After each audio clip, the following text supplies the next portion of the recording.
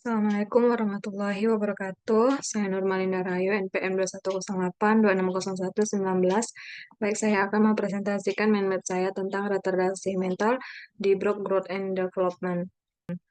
Retardasi mental ini keterlambatan signifikan dalam fungsi intelektual dan keterampilan adaptif yang mempengaruhi kemampuan seseorang untuk melakukan aktivitas sehari-hari secara mandiri.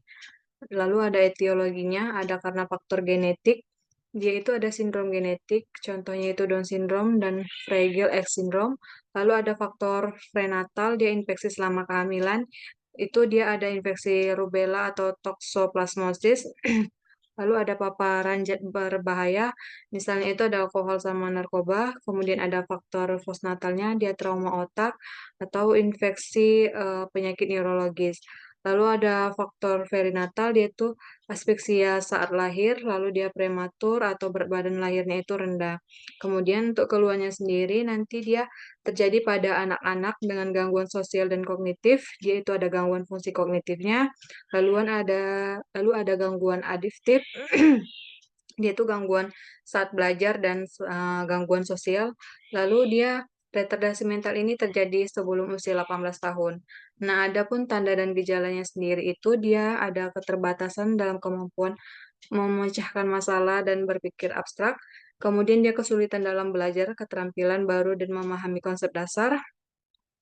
Kemudian ada keterbatasan keterampilan adaptif, dia itu kesulitan dalam mengelola aktivitas sehari-hari seperti berpakaian, makan, dan menjaga kebersihan diri sendiri. Kemudian ada masalah dalam kemampuan sosial seperti berinteraksi dengan teman sebaya dan beradaptasi dengan situasi baru.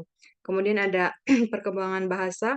Dia ini retardasi mental ini dia terjadi keterlambatan dalam perkembangan bahasa termasuk kesulitan berbicara dan memahami bahasa. Cara mendiagnosisnya yaitu dengan riwayat medis dan pemeriksaan fisik. Kita evaluasi riwayat medis anak, perkembangan dan kondisi fisik anak, lalu lakukan tes kognitif menggunakan alat penilaian kognitif, yaitu Wechsler Intelligence Scale for Children untuk menilai IQ dan kemampuan kognitif anak. Retardasi mental ini memiliki 4 derajat. Derajat pertama, retardasi mental ringan jika IQ-nya 50-70%. Lalu derajat kedua, retardasi mental sedang jika IQ 35-49%.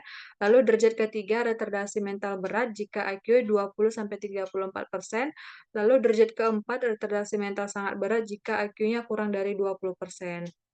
Wechsler Intelligence Scale for Children ini terdiri dari 5 indeks utama yang masing-masing memberikan informasi tentang aspek tertentu dari kognisi anak.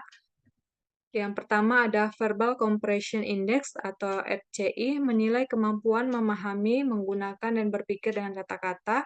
Jika FCI 115, maka menunjukkan kemampuan verbal yang baik di atas rata-rata, yang berarti anak memiliki kemampuan memahami dan menggunakan bahasa yang lebih baik dibandingkan teman sebayanya. Lalu yang kedua ada Visual Spatial Index atau FCI, yaitu menilai kemampuan memahami dan berpikir tentang hubungan spesial dan visualisasi. Kemudian yang ketiga ada Fluid Rationing Index atau FRI, dia menilai kemampuan berpikir logis dan memecahkan masalah baru. Jika FSI 115 dan FRI 110, maka menunjukkan kemampuan visual spesial dan penalaran fluida yang juga dalam kisaran rata-rata di atas. Kemudian yang keempat ada Working Memory Index atau WMI, dia menilai kemampuan penyimpanan dan manipulasi informasi dalam jangka pendek. Kemudian yang kelima ada Processing Speed Index atau PSI, dia menilai kemampuan memproses informasi secara cepat dan efisien. Jika WMI 90 dan PSI 85, maka menunjukkan kelemahan dalam memori kerja dan kecepatan proses yang bisa mempengaruhi kinerja akademis, terutama dalam tugas yang memerlukan proses cepat dan manajemen informasi jangka pendek. Lalu, yang terakhir yaitu ada kesimpulan. Retardasi mental ini atau gangguan intelektual yaitu kondisi perkembangan yang ditandai oleh keterlambatan signifikan dalam kemampuan kognitif dan keterampilan adaptif yang muncul sebelum usia 18 tahun. Keterlambatan ini berdampak pada berbagai aspek kehidupan anak termasuk motorik, bahasa, kognisi, dan keterampilan sosial. Lalu ini, referensi yang saya gunakan, kurang lebihnya saya mohon maaf. Saya akhiri. Assalamualaikum warahmatullahi wabarakatuh.